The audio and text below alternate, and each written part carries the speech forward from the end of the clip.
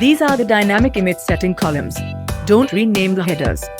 Use only when you want to add unique image for each email. Like.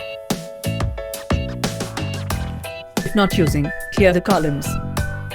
Let's see how to use it. Upload image in Google Drive.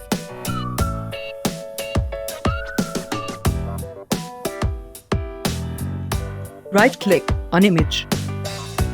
Get link. Copy it.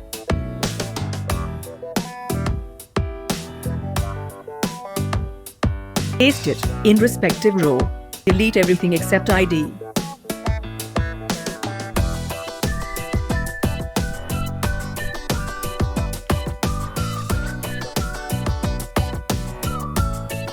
Repeat same for all rows.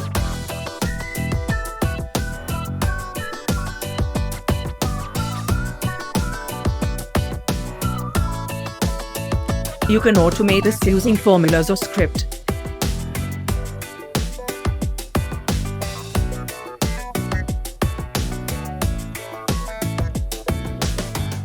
If you want to set specified image size for each email, then you can also add height and width of image.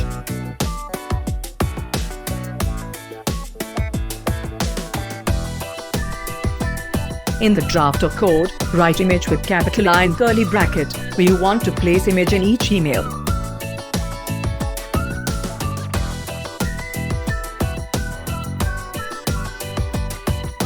You can see how it will works.